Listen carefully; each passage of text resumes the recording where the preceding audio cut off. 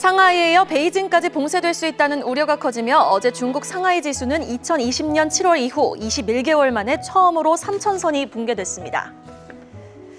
국제유가가 중국의 봉쇄 조치 장기화 영향으로 원유 수요 감소 우려에 급락했습니다. 뉴욕 상업거래소에서 미국 서부 텍사스산 원유 6월물 가격은 전거래일보다 2.5% 하락한 배럴당 98.54달러에 마감했습니다. 테슬라 최고 경영자인 일론 머스크가 소셜미디어 트위터를 440억 달러, 우리 돈 약 55조 원에 인수하기로 합의했습니다. 이런 인수 가격은 트위터의 이달 주가의 38%의 경영권 프리미엄을 얹은 것이라고 뉴욕타임스는 보도했습니다. 미국 주식 배당 뮤추얼 펀드가 올해 15주 중 14주간 자금 순유입을 기록했습니다. 미국 투자 전문 매체 배런스는 인플레이션 우려가 고조되며 주주에게 현금을 쥐어줄 수 있는 배당주 매력이 높아지고 있다고 평가했습니다.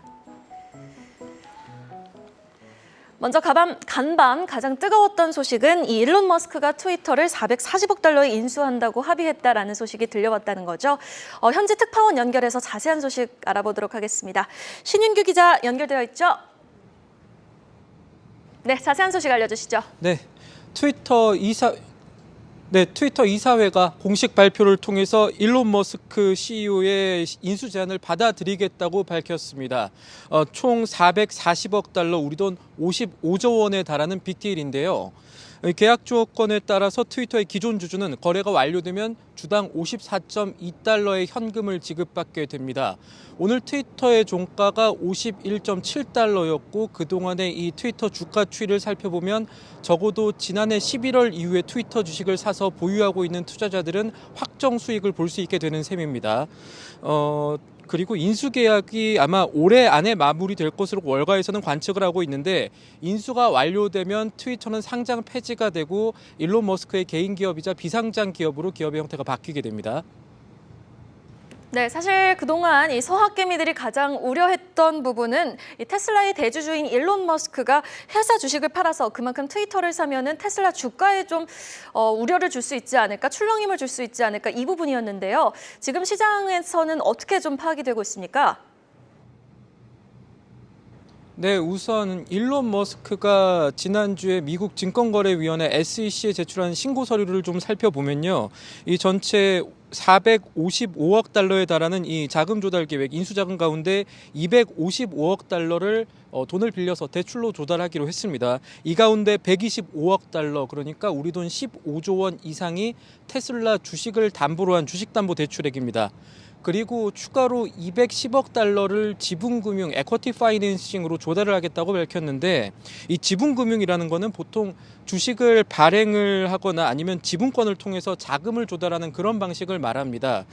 이 부분을 보면은 이 일론 머스크가 대주주가 되고 다른 사모펀드와 이 투자은행들과 함께 이 지분을 좀 쉐어하는 방식이 될 것으로 보이는데 아직 구체적인 안은 나오지 않았습니다. 다만 이 테슬라 주식을 팔아서 마련한 현금으로 트위터를 사는 것과 테슬라 주식을 담보로 대출해서 이 트위터를 사는 것은 사실 트위터뿐만 아니라 테슬라 주가 측면에서 커다란 차이가 있을 수가 있는데 우선 일론 머스크는 완전히 공개되지는 않았지만 테슬라 주가에 최대한 악영향이 덜한 쪽으로 이 인수 전략을 세웠다 이렇게 보셔야 될 것 같습니다. 오늘 실제로 장이 끝난 뒤에 시간의 거래에서 테슬라의 주가는 오히려 소폭 상승하기도 했습니다. 지금까지 뉴욕에서 한국경제TV 신인규입니다. 네, 고맙습니다. 자, 이어서 갑자기 해외 뉴스에 대해서 더 자세하게 알아보도록 할 텐데요. 먼저 첫 번째 질문 체크해 보도록 하겠습니다. 이 인플레이션 우려가 좀 커지면서 미국 배당주에 대한 우려가 또 커지고 있습니다. 배당주 투자 좀 어떤 점에서 의미가 있을지 관련해서 전략 한번 재정비 한번 해보도록 할까요? 네. 자, 글로벌 자산 배분을 하는 입장에서 배당주 투자를 할 때는 그만큼 보수적인 투자 전략을 세울 때 하는 전략입니다. 지금 인플레이션이 나타나는 가운데서 보통 안전자산이라고 하면 채권 투자라고 생각을 하게 되는데 인플레이션이 계속 있기 때문에 금리가 상승하는 주기가 나타납니다. 이럴 때는 보통 채권 투자가 손실을 보게 될 수가 있습니다. 지난 2년 동안을 보고 있으면 가장 장기 미국 국채에 투자를 하는 ETF, TLT라는 게 있는데 이 ETF는 가격이 자그마치 30%나 금리가 0.5%에서 3%까지 상승을 하면서 폭락을 하는 모습을 보여주기도 했었습니다. 자, 그래서 결국은 배당주에 투자하냐, 국채에 대한 투자냐를 놓고 봤었을 때 금리의 움직임이 상당히 중요해집니다. 그래서 우선 미국의 10년 국채 금리 추이를 한번 보시겠습니다. 지금 국내 10년 국채 금리 추이를 보시면은 과거에 2018년의 고점이 3.24%입니다. 바닥이 거의 0.5% 수준이고 지금 꾸준히 지난 2년 넘게 상승을 하고 있고요. 거의 3% 수준 근처에 올라갔다가 지금 현재는 2.82%로 살짝 내려와 있는 상황입니다. 그래서 지금 경기 둔화가 일어난다고 하면 3%까지 못 가고 떨어질 것이 아니냐. 그래서 채권 투자가 오히려 배당주보다 낫지 않느냐. 이런 생각을 하실 수가 있습니다. 하지만 지금 현재 시점에서는 전에 3.24%로 올라갔을 때 비교해 봤었을 때 훨씬 더 인플레이션이 높은 상황이에요. 그렇기 때문에 아마도 미국의 10년 국채 금리는 앞으로 추가적으로 상승을 하고 연말까지 인플레이션이 3에서 4% 정도 유지될 거라고 예측을 한다면 장기적으로 앞으로 2년 정도 사이에 10년 국채 금리가 3.25에서 3.5% 정도까지는 올라갈 수 있는 상황이다라고 말씀을 드립니다.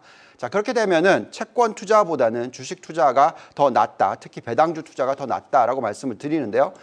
배당 수익률을 보시면은 1.45%밖에 되지 않기 때문에 2.9%보다 훨씬 낮아서 배당 투자가 좋지 않은 게 아니냐라고 질문을 하실 수가 있습니다만 중요한 부분은 이 배당 수익률 플러스 자사주 매입 소각 수익률을 더하게 되면은 총 수익률은 3.4%가 됩니다. 그렇기 때문에 2.9%보다 훨씬 높은 숫자가 되죠. 그래서 여전히 배당 수익률과 이 총 수익률을 놓고 봤었을 때 배당주 투자는 안전적이다라고 말씀을 드릴 수가 있겠습니다. 지금 주가의 흐름을 보더라도 미국의 가장 대표적인 VIG라는 ETF가 있습니다. 지난 2년 동안에 주가가 자그마치 45% 상승했고요. 똑같은 구간의 그 배당 ETF는 오히려 국채 ETF는 오히려 마이너스 30%니까 굉장히 높은 초과 수익률을 달성을 했다라고 말씀을 드립니다. 자, 이런 상황에서 앞으로 추가적인 상승 여력이 있을까 하는 질문을 보게 되면 우리가 대부분의 배당주 ETF들의 현재 배당 수익률과 또 잔존가치 모델로 들여다본 상승 여력을 들여다봤었을 때 지금 배당 수익률이 2.8%보다 다 높게 나오고 있죠. 여기에 상승 여력도 지금 상당히 제법 있다라고 나타나고 있습니다. 따라서 지금 현재 시점에서 이런 안전한 투자라고 할 수 있는 배당주 투자는 유효하다라고 말씀을 드리겠습니다. 네, 알겠습니다. 미국 배당주 ETF 상승 여력도에 대해서 또 매력을 짚어주셨고요. 이어서 다음 원자재 관련 이야기도 한번 해보도록 하겠습니다. 글로벌 경기 둔화 우려로 유가가 좀 큰 폭으로 간밤에 하락을 했는데요. 그런데 천연가스 가격은 오히려 또 반등을 하는 모습을 보였습니다. 관련해서 투자 전략은 어떻게 세우면 좋을까요? 네. 자, 원자재 가격의 변동성 워낙 심합니다. 그래서 투자를 하기 상당히 어렵죠. 그래서 우리가 계속 말씀을 드리고 있는 것은 직접적으로 원자재에 투자하는 것보다는 원자재 관련 주식을 투자를 하는 것이 맞다라고 말씀을 드립니다.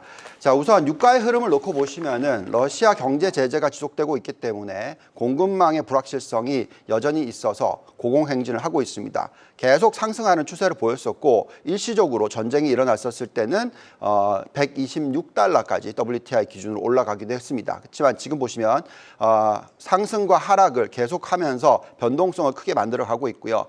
기본적으로는 이 차트는 점차적으로 안정을 찾을 거라 생각합니다. 그렇지만 여전히 높은 가격대가 유지될 가능성이 있습니다.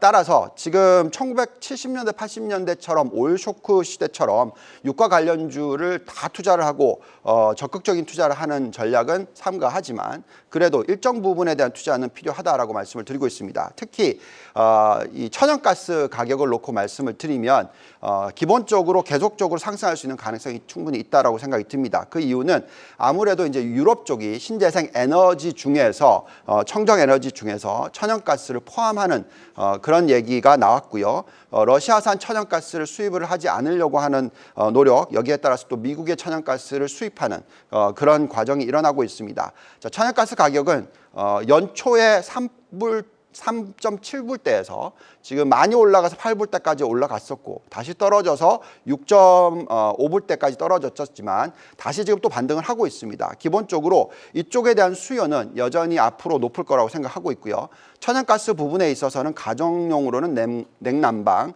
산업용으로는 보일러 또 냉난방, 수송, 그리고 또 발전용으로서 LNG 복합 화력, 지역 난방, 열 병합, 연료 전지 등의 사용이 되고 있습니다. 자, 그래서 수요 수요가 계속적으로 늘어날 수 있는 부분이 있고요.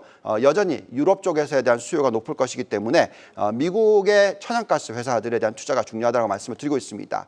자, 저희가 잔존가치 모델로 천연가스 관련주들의 매력도를 좀 뽑아보니까 물론 이 종목들이 다 천연가스만 생산하는 게 아니고요. 석유도 같이 생산을 합니다. 그래서 그 비중을 잘 보시면서 판단하셔야 되겠고 이런 기업들에 대해서 관심을 가지시고 분석을 좀 하시고 투자해 보시는 것이 적절하지 않나라는 생각이 듭니다.